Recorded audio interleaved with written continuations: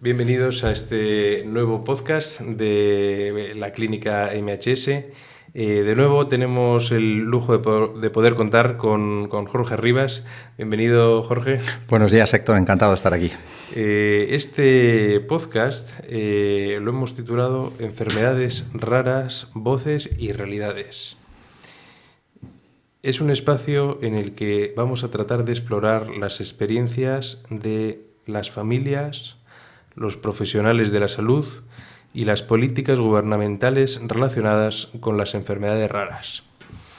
Hoy tenemos un invitado muy especial que podrá compartir su historia personal y conocimientos sobre este tema. Jorge, ¿por dónde crees que podemos empezar?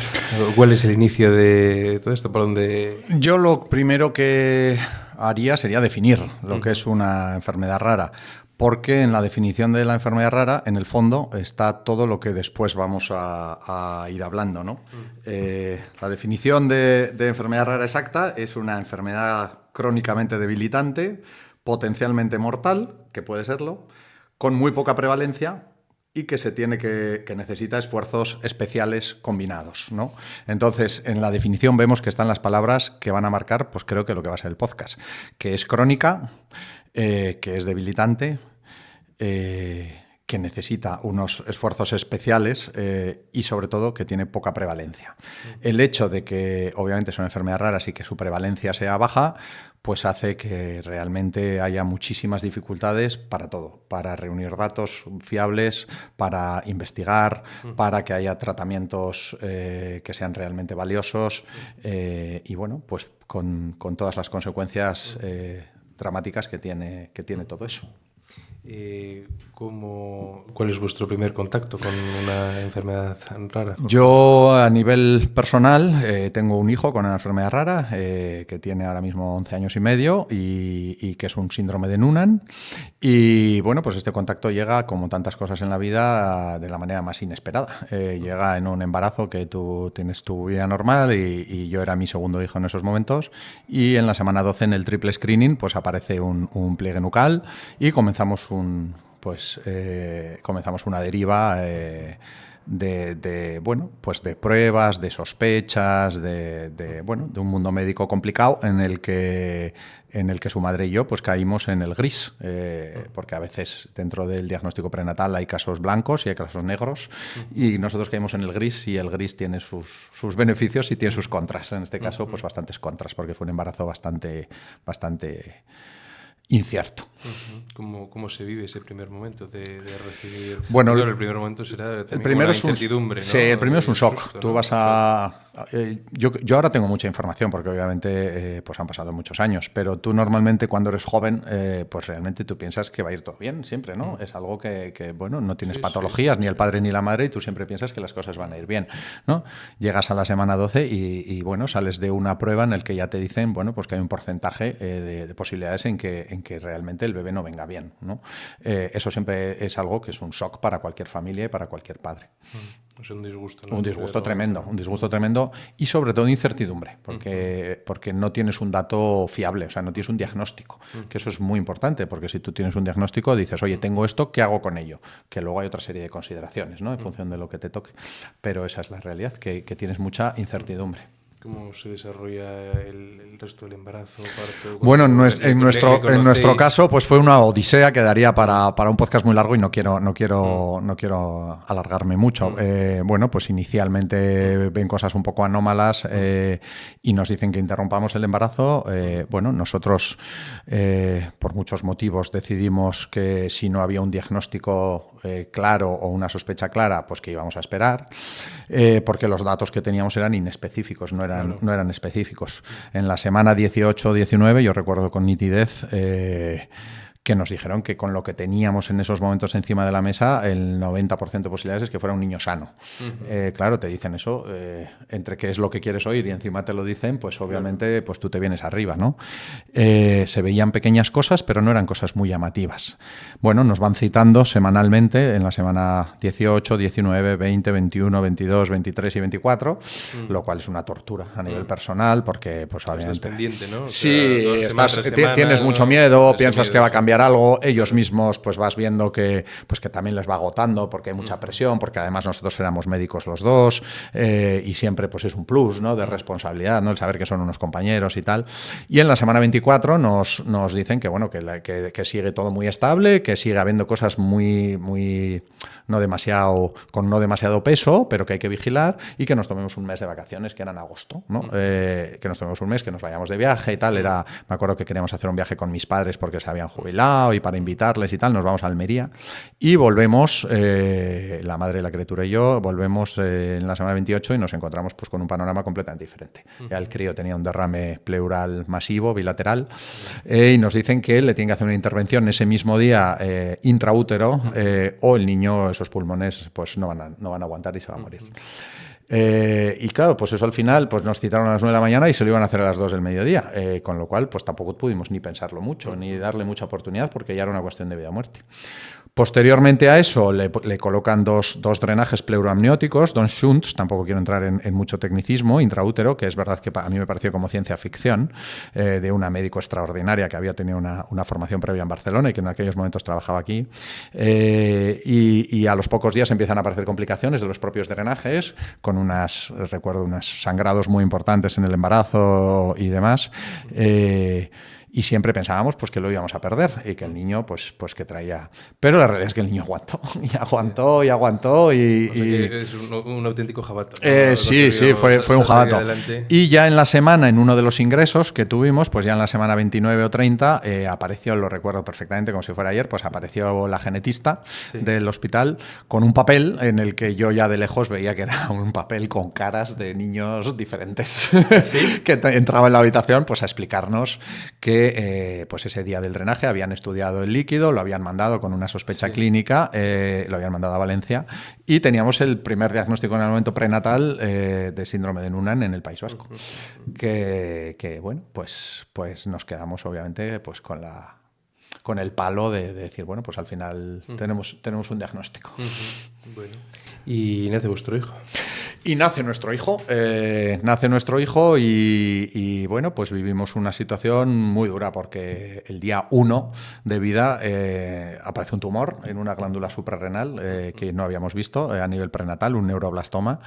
Y luego el niño, más allá del tumor, que obviamente requería un enfoque oncológico, pero no urgente, sino un poco más de poco a poco, pues no comía y todo lo que comía no tenía fuerza, no tenía el síndrome de Noonan, una de esas características, tenían hipotonía en la musculatura facial y tienen una lengua muy inmadura y poco fuerte. Entonces ellos tienen miedo de tragar y no comen, y lo poco que comen, como también asocian un reflujo importante, pues lo vomitan. Entonces el niño enseguida empezó a cursar, aunque tuvo un peso normal al nacer, empezó a cursar con una falla de medro importante.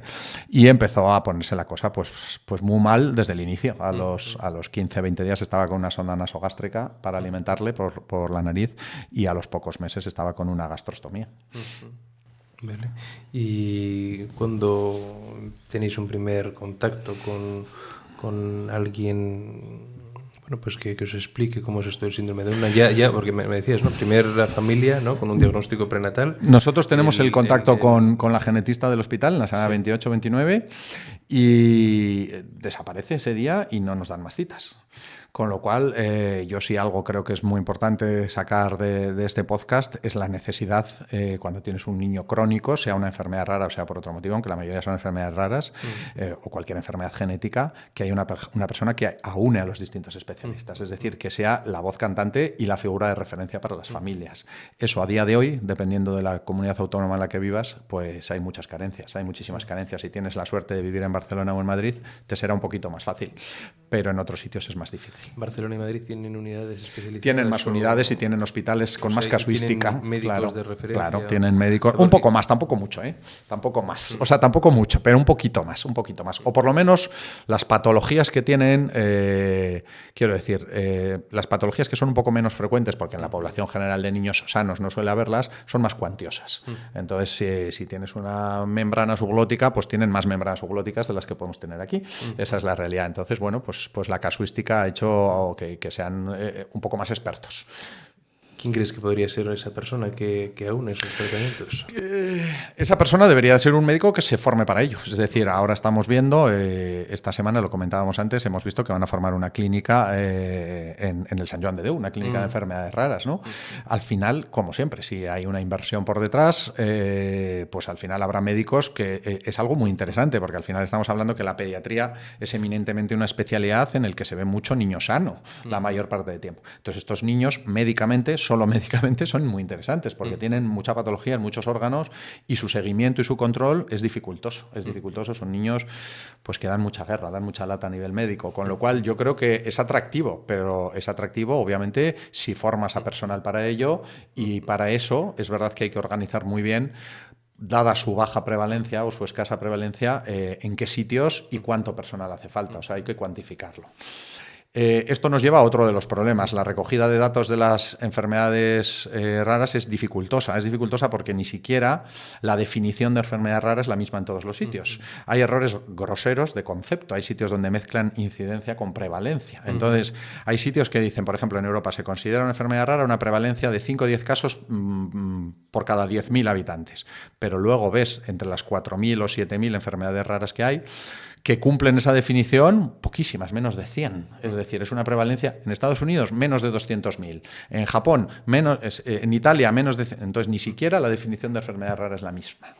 Eso nos lleva a que, claro, si tú no estás hablando de lo mismo, medir los datos de lo que tienes, ni siquiera tener un archivo de los pacientes que tienes con esa enfermedad rara, ya es erróneo desde el inicio. Esto hace que investigar eso sea muy difícil. Cuando además la investigación en este país y los ensayos clínicos los pagan mayoritariamente los laboratorios y estás dedicando el producto que tú quieres comercializar a muy poca población, pues los laboratorios ven poco margen en esto, salvo que les des poderosos incentivos. Entonces es un campo complicado. Hay mala formación sanitaria en esto, mala formación porque no se ha invertido en ello. Eso hace que no se sospechen mucho tiempo. Eso hace que haya errores diagnósticos o diagnósticos muy tardíos. Y eso conlleva una mala asistencia, una mala calidad asistencial y un sufrimiento por parte de las familias muy importante. Vuestro hijo ha tenido la suerte de tener dos padres médicos. Exacto, que somos los que hemos hecho esa figura. Que también claro, hemos hecho esa figura de, oye, pues nosotros sabemos que tenemos que hablar con uno, con otro, y la suerte de poder tener compañeros médicos que sean los que nos echen un cable, ¿no? Que siempre es más fácil, ¿no? Y te saltas alguna puerta. Pero eso en el fondo no debería de ser así. ¿Cómo vive tu hijo una enfermedad rara? Mi hijo, afortunadamente, dentro del síndrome de Noonan, como en todas las enfermedades raras, pues hay mucha variabilidad. Entonces te pueden tocar muchas, pocas o regulares cosas. Nosotros tuvimos la inmensa fortuna de que a nivel cognitivo es un niño muy listo. Eso siempre dicen que los niños más difíciles de integrar en la sociedad son los que neurológicamente tienen problemas, ¿no? Mi niño, afortunadamente, es un fiera. Y pues es un niño que te da mucha satisfacción. Guille, pues es una maravilla. Yo me lo paso en grande con él. Pero dentro del síndrome de Noonan hay otros que no tienen esa suerte. Hay hasta un 25% que cursan con retraso cognitivo, ¿no? Entonces, a mí eso no me tocó, pero me tocó la cardiopatía muy pronto y luego nos ha tocado una rama oncológica poderosa con varios tumores que nos han ido dando la lata. Es verdad que no demasiado agresivos, que no han requerido tratamientos agresivos, alguna cirugía sí, pero no tratamientos coadyuvantes, pero que siempre nos hacen vivir con un poco de alerta y con un poquito de miedo, porque al final la realidad es terca y pelear con la genética es difícil. La genética al final te gana casi siempre. ¿Y cómo vive Guille la enfermedad? A ver, Guille es un niño muy listo al que desde pequeño no le hemos ocultado nada, al que las cosas las llamamos por su nombre. Hay algo muy llamativo en él que impide que puedas ocultar nada, que es su estatura, porque es un crío de 11 años, pero parece que tiene 6, 7, con lo cual pues él se ha manejado desde que es muy chiquitín en clases en las que le sacan una cabeza de estatura. Entonces parece pues otra raza diferente. Entonces lo de no, vamos a que no se hable de ello, digo, es que es imposible que no se dé cuenta, porque a nivel físico es un niño muy delgadito, muy bajito y tal. Pero bueno, pues los niños con buen coco, como es él, pues saben buscarse sus atajos y luego es un niño que es muy amoroso, con lo cual en el colegio le conocen todos, saben cómo es, está muy protegido y y bueno, yo creo que es un niño eminentemente feliz, es una realidad. Con mucho seguimiento médico, tenemos muchas pruebas y muchos controles. Es verdad que hemos ido soltando lastre, hemos ido soltando muchos especialistas con los años, porque si algo caracteriza al síndrome de Noonan es muchas veces que son como los grandes prematuros, ¿no? Les falta un poco de madurez a sus órganos, entonces el tiempo juega un poco a su favor.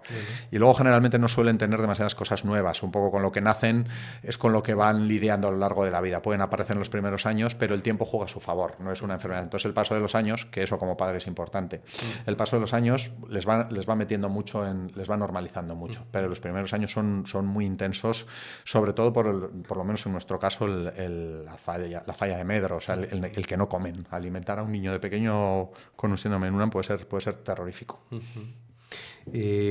¿Cómo os sentís como familia a nivel de bueno, lo que es la crianza, los apoyos? Bueno, nosotros tenemos unas circunstancias. Nosotros estamos divorciados hace ya unos años, con lo cual, bueno, pues hemos tenido que realizar otra serie para compatibilizar otra serie de actividades, para compatibilizar un poco nuestra vida. Obviamente estamos muy unidos porque cuando tienes un niño así no puede ser de otra manera. Y bueno, pues cada uno lo lleva, bueno, pues con sus días mejores, con sus días peores, con sus épocas mejores o peores, con sus frustraciones, con sus rabias y luego también con sus momentos buenos y con su orgullo, ¿no? De también haber sacado adelante a un niño con muchos problemas. Y es así. ¿Encontráis apoyos a nivel de asociaciones? Porque al final, claro, no podemos perder de vista, ¿no?, que al final el apoyo principal de una persona, ¿no?, en este caso de un niño con una enfermedad rara, es su familia, ¿no? Sin duda. Los médicos te acompañan, ¿no?, de manera puntual y son algo muy importante, pero al final también hay un apoyo, ¿no?, en el acompañar, ¿no?, en todo este proceso, ¿no? Yo no lo encontré, Héctor. Si eso es lo que me preguntas, yo no lo encontré. Es verdad que estuve unos años en la Asociación Síndrome de Noonan. De hecho, bueno, pues fui al primer congreso estatal que hubo de Síndrome de Noonan. Intenté contactar, o sea, yo me leí todos los artículos que había en el mundo de Síndrome de Noonan, porque cuando es tu hijo, pues obviamente no escatimas. Claro. Todo el que firmaba un artículo de Síndrome de Noonan recibió un correo mío o escribía todo el que se me ocurrió. Y no vi mucho interés, no veo mucho interés. Las enfermedades raras causan muy poco interés, es una realidad a cualquier nivel. La prevalencia lo marca todo, es una realidad. No vi tampoco a nivel médico interés por decir, oye, pues no lo sé, o sea, yo en el hospital donde nos han llevado, decir, oye, pues tienes tu caso, ¿te importaría darnos nuestros datos para una sesión clínica, para conocimiento, para...?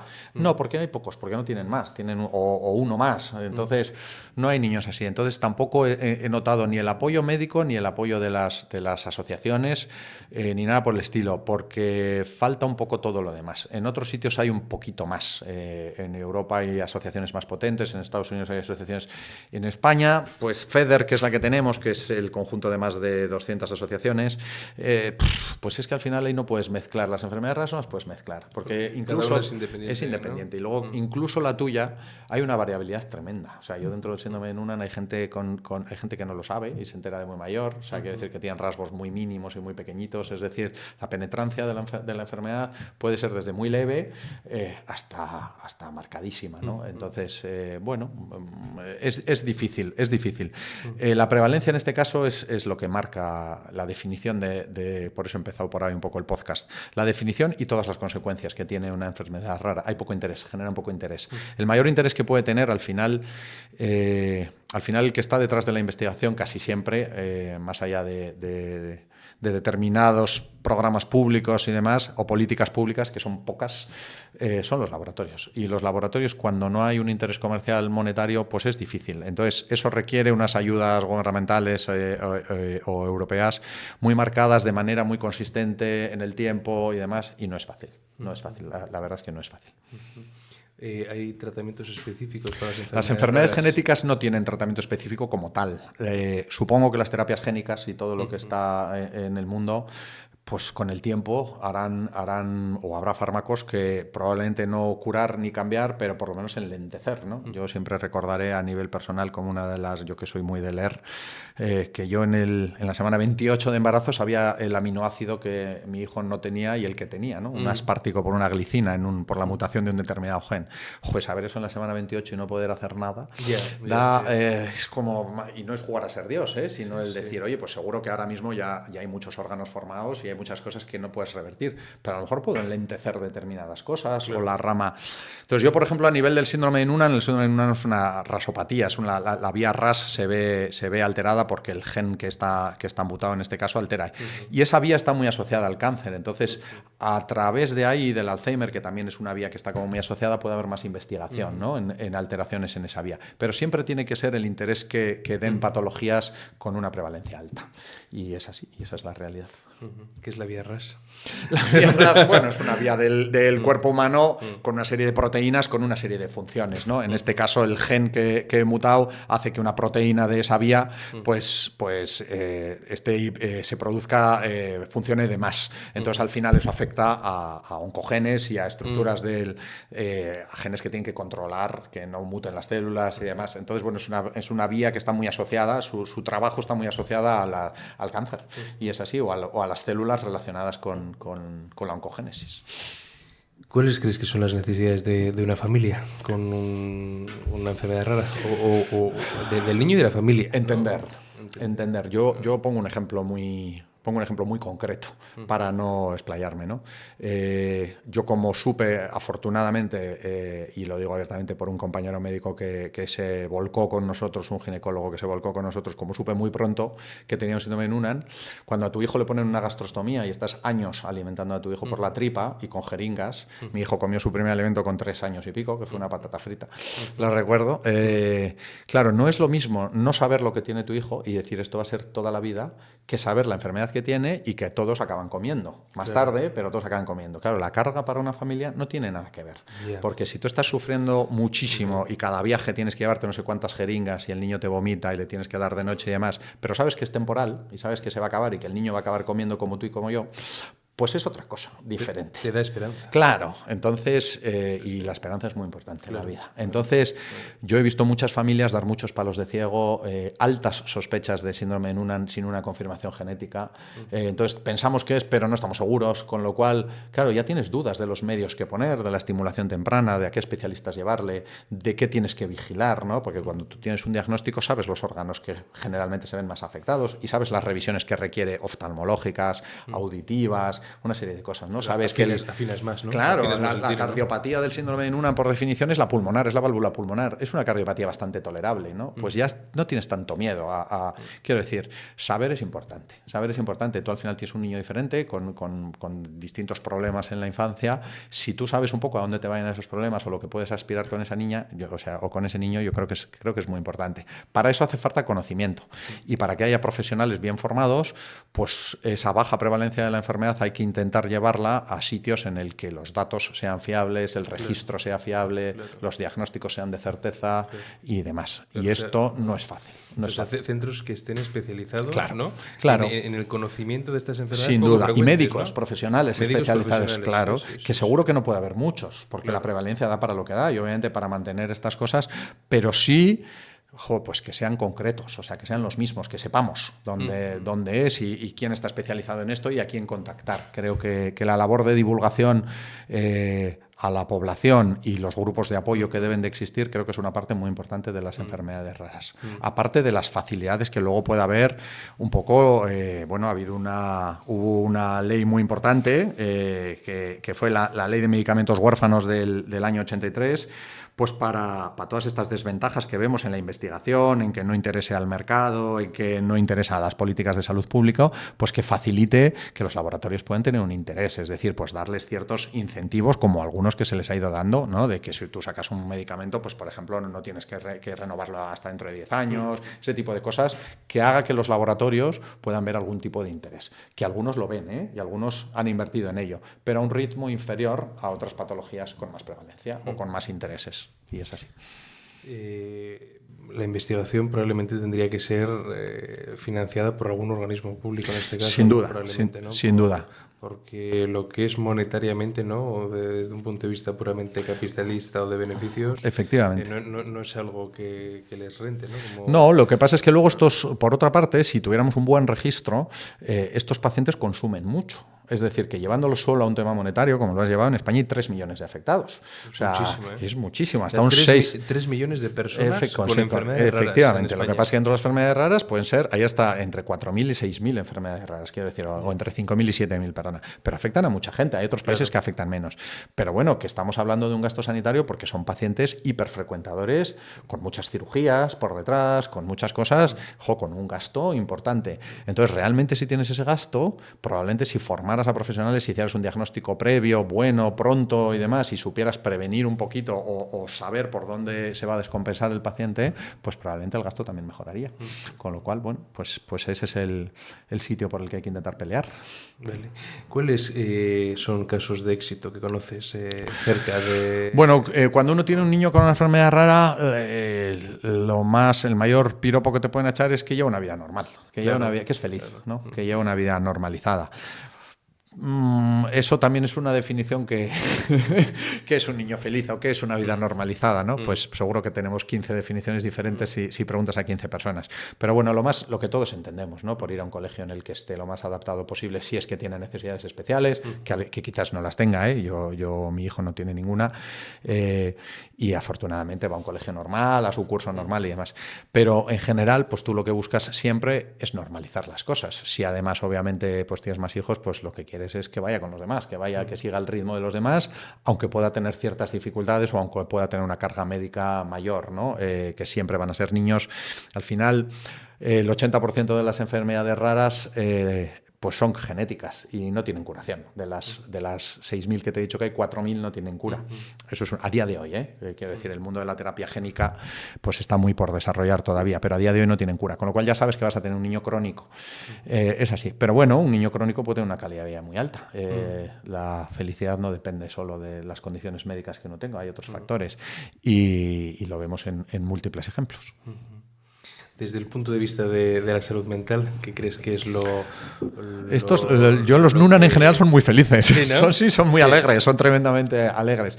Bueno, desde el punto de vista de la salud mental, obviamente depende de la enfermedad que te haya tocado, pues algunas asocian más cosas, asocian más porcentaje hay algunos con más porcentaje de psicosis, hay algunas con más, depende, ¿no? Hay muchas enfermedades raras y muy diferentes. Depende, tú al final cuando te toca una enfermedad rara, lo más importante es ponerle nombre y apellidos. Si eso, y cuanto antes llegue eso, mejor. Y luego al final, tú coges un nombre de una enfermedad rara, te vas a la literatura, buscas qué es la afectación más frecuente en número de órganos, te puede tocar 1, 2, 3 o 8, y dentro de esos hay una variabilidad. Es decir, te pueden tocar de esos 8 un niño con 4, y dentro de ese órgano, pues una afectación leve, más moderada o más severa.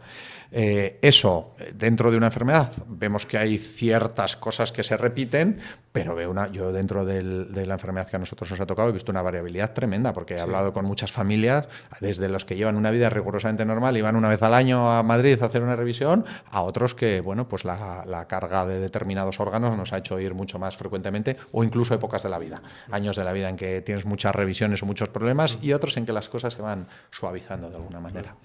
Pero al final es lo que comentamos antes, ¿no? De que quizás lo más importante es entender, ¿no? Sí. ¿Qué es lo que tiene tener un diagnóstico? Saber Sin qué duda. es lo que te puedes esperar. Sin duda. También en base a la propia esperanza, a la fe que puedas seguir, porque eso también yo entiendo que calma las propias angustias, ¿no? Para la propia familia, ¿no? Claro. Decir, bueno, pues si estamos con esta gastrostomía, pero sabemos que hay un fin porque le van a madurar los órganos, ¿no? Claro.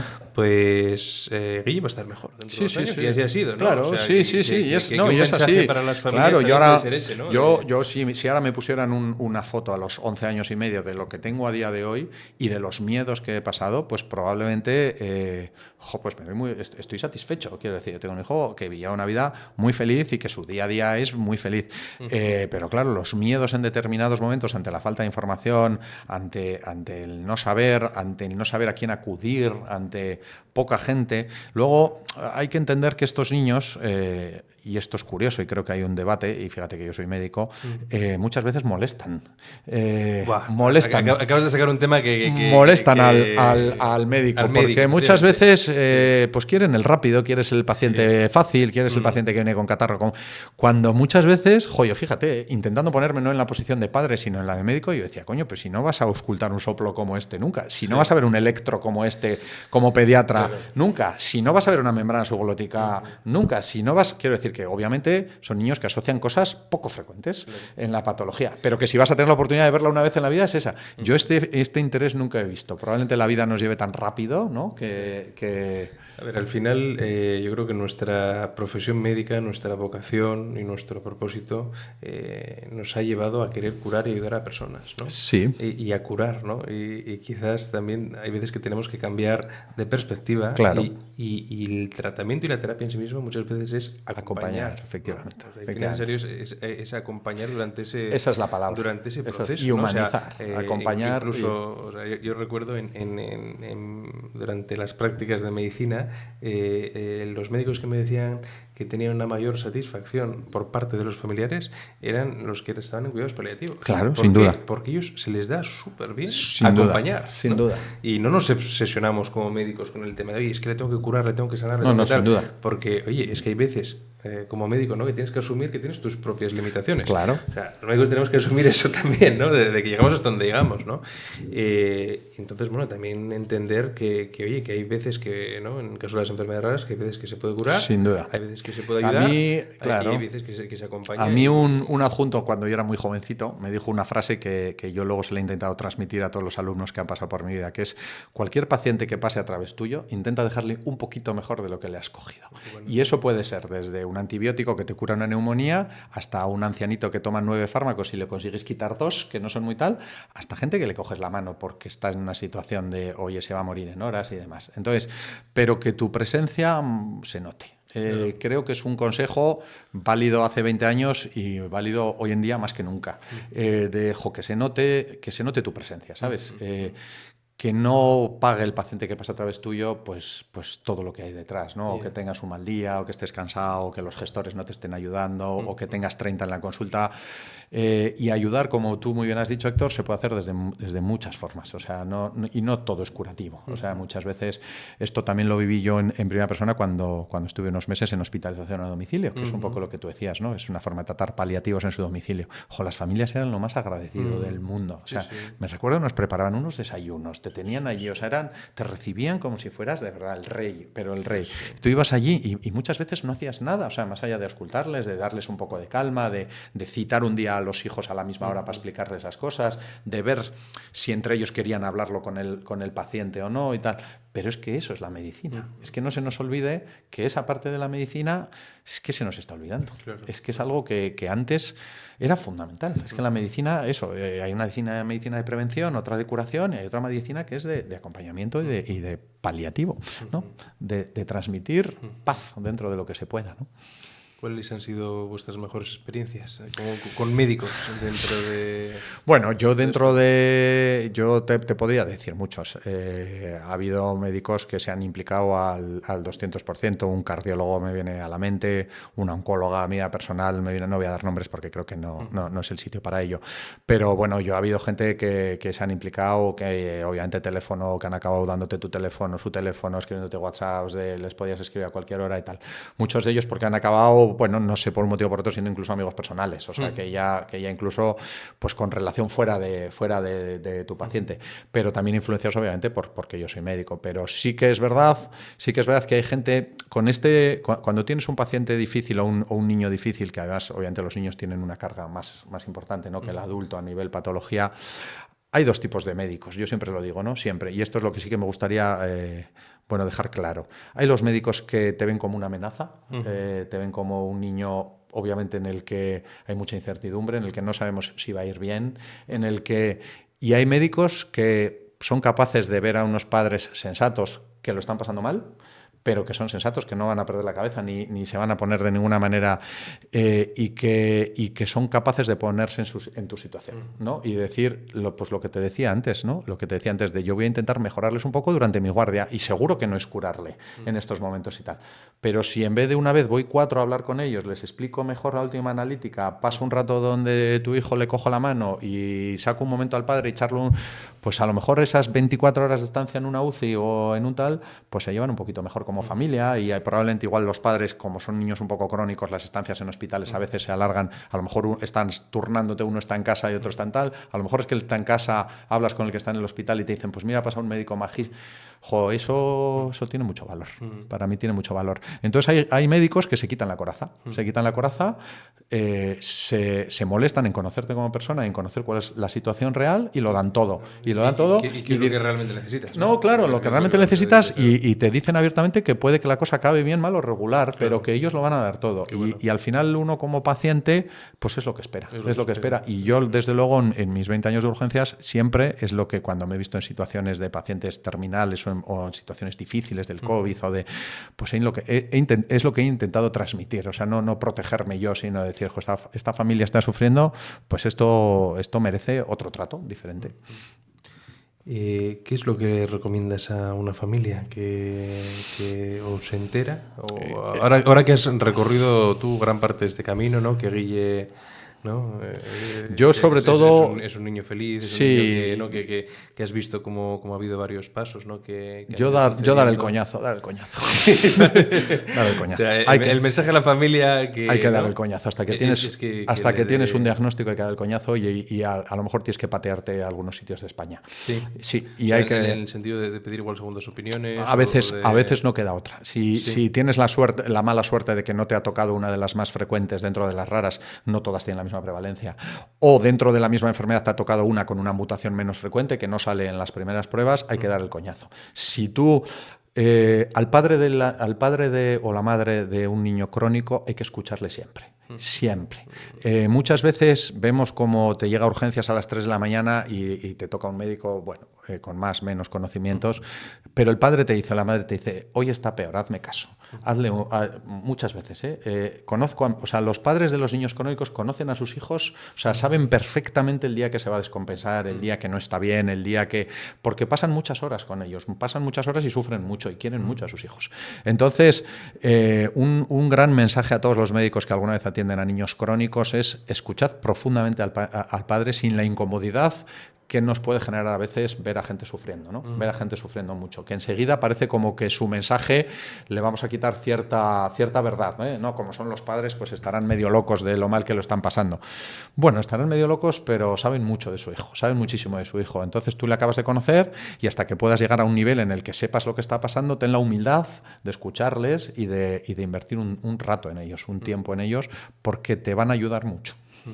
Porque ellos conocen también toda la evolución, ¿no? de toda la enfermedad y claro, pero no van por gusto. No, claro, que está claro, pero que es fácil, ¿no? Poner el San Benito de bueno, pues claro, ¿no? Y de que están muy pasados, y de que están que como han sufrido mucho, de que están pasados de rosca y que ya vienen con a veces llegamos nerviosos, es una realidad, porque pues claro, no es lo mismo que tú vayas a urgencias o a una revisión 3 veces en la vida o 3.000.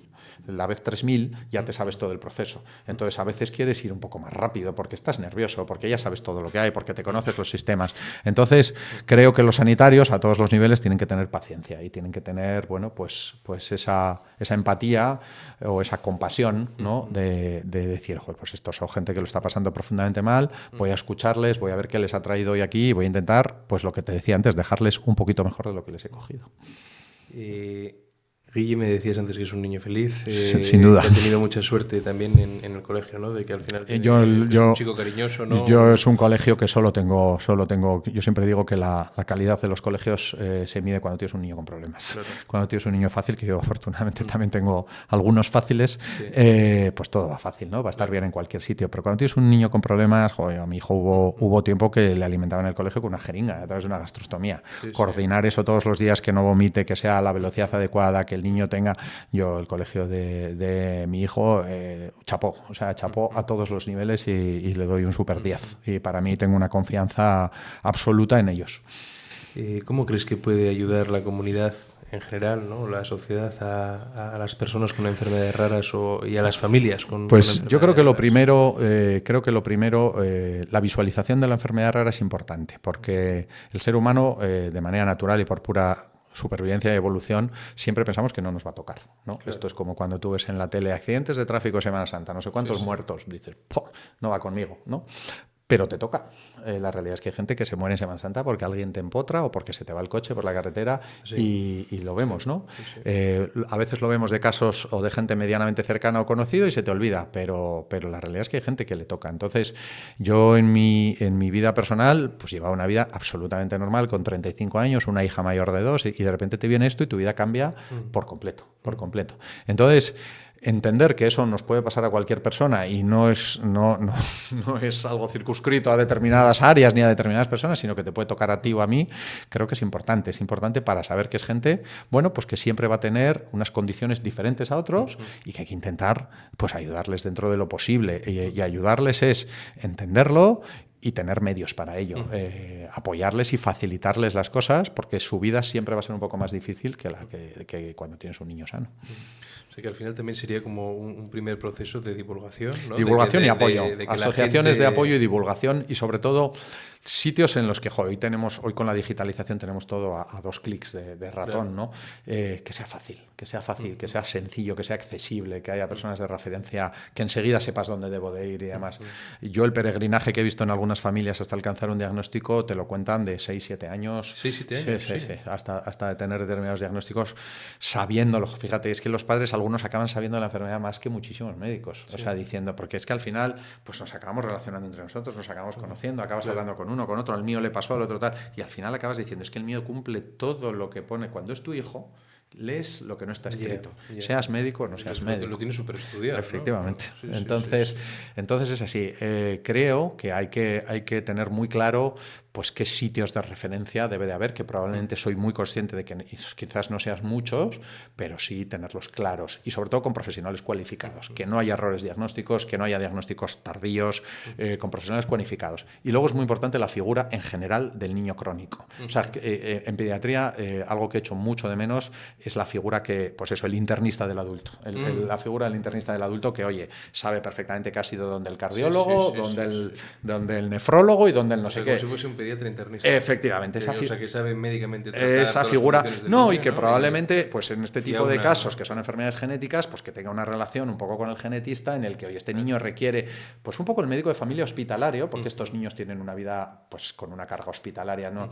Depende un poco de la gravedad de estos niños, llevarlo a nivel ambulatorio no es fácil. Muchas veces son niños con historial médico, más en el hospital, ¿no? Entonces, creo que debe de haber una figura en el hospital, pues eso, que sea la que la familia pueda decir, esta es mi figura de referencia, ¿no? Este es el que lleva mi tratamiento, el que me tiene actualizado, el que sabe que me tengo que hacer esta revisión con 4 años, esta con 6, el ecocardiograma anual, el que me consiga la cita con el cardio, no el que seas tú el que tiene que realizar este camino. ¿Centros de referencia en España? Pues mira, centros de referencia en España tenemos en investigación, te los nombro que los tengo por aquí,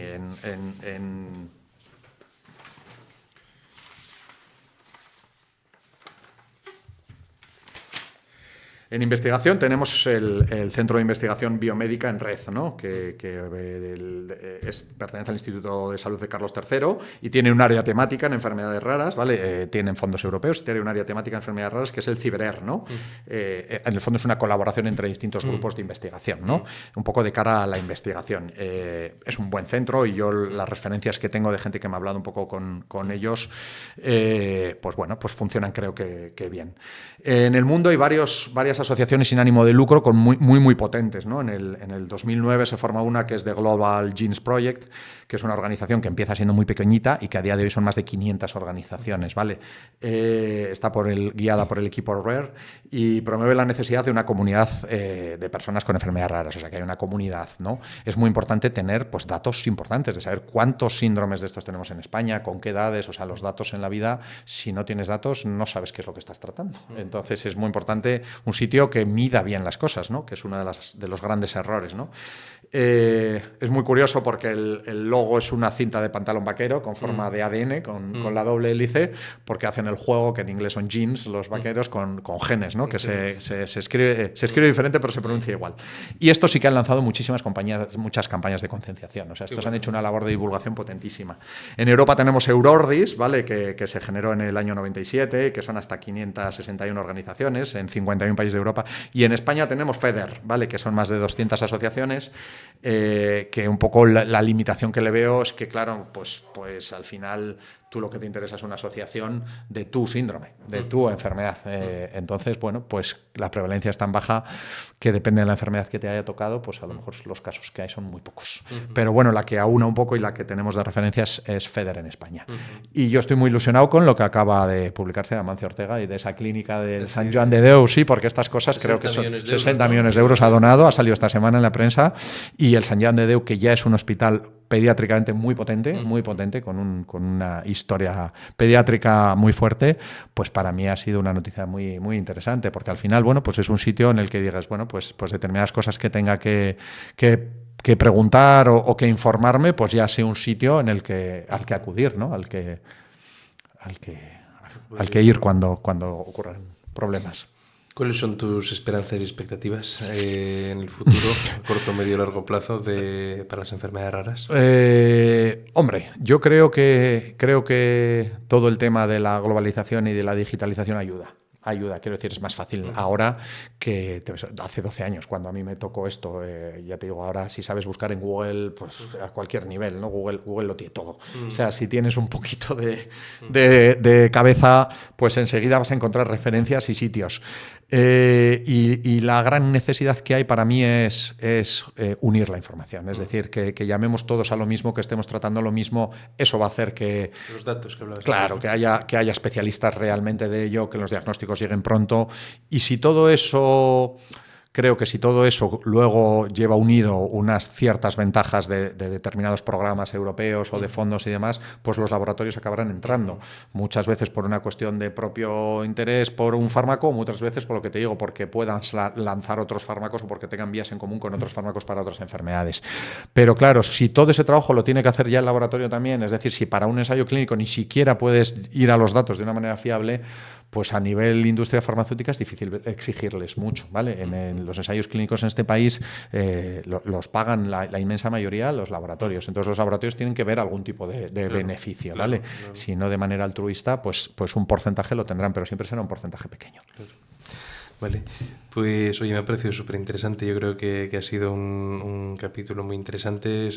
Creo que hemos podido divulgar, ¿no? Sí, yo te agradezco mucho este espacio. Todo esto, ¿no? Porque al final yo creo que es lo que necesitamos, ¿no? De que al final llegue a... Es que son muchas personas. O sea, yo cuando 3 millones son muchas. Antes me decías 3 millones, incluso siendo médico... O sea, no te haces a la idea de cuántas personas. Sí, lo que pasa es que están... O sea, incluso yo creo que en la propia carrera, o sea, no nos conciencian tampoco demasiado, ¿no? O sea, siempre te ponen, ¿no? Pues un poco en esta asignatura, en esta otra, en esta tal, ¿no? Pero mira, yo sí... terminas la carrera de medicina con esa conciencia no, para nada. De lo que significan las enfermedades raras y ese colectivo. Siempre sabes, ¿no? De que oye, pues hay una enfermedad con baja prevalencia y tal, pero tampoco incluso, ¿no? La propia carrera, la propia educación... O sea, salimos con ese concepto, claro, ¿no? sin duda. De lo que médicamente también necesitan, ¿no? Esas familias, esos pacientes y ¿no? Y cómo poder acceder. Bueno, sin duda. Lo que hablamos antes, ¿no? De que ese entender, ese divulgar también entre nosotros, médicos, ¿no? Entre las familias, entre las sociedades, lo que también después puede permitir dar acceso a todo esto, ¿no? Generar un data, ¿no? O sea, mucho más grande y poder ver hacia dónde pueden ir esas investigaciones. Y la figura de médicos que busquen interés en este tipo de pacientes, ¿no? Eso creo que es bonito. Creo que al final, especializarse en decir, oye, me voy a dedicar a los casos un poco más difíciles o más, pues esos niños que se salen un poco, ¿no? Que empiezan con trastornos del desarrollo desde pequeñitos y tal, y que enseguida tengas una figura de referencia y decir, oye, es que conozco pues un sitio en el que se dedican un poco a este tipo de cosas, creo que facilitar ese acceso inicial, ¿no? Puede dar mucha tranquilidad a las familias, porque inicialmente eso tiene una carga tremenda para los padres. Cuando tu niño empiezas a comprobar, o el pediatra general te empieza a ver cosas que se salen un poco de lo normal, esa incertidumbre se vive como padres con muchísimo sufrimiento. Bueno, pues muchas gracias, José. Gracias a ti, Héctor, y muy agradecido por este espacio que me has ofrecido. Muchas gracias a ti por habernos iluminado con este tema. Así que, bueno, damos por concluido este nuevo capítulo. Muchas gracias por los que os habéis quedado hasta aquí y os esperamos en el próximo capítulo. Muchas gracias.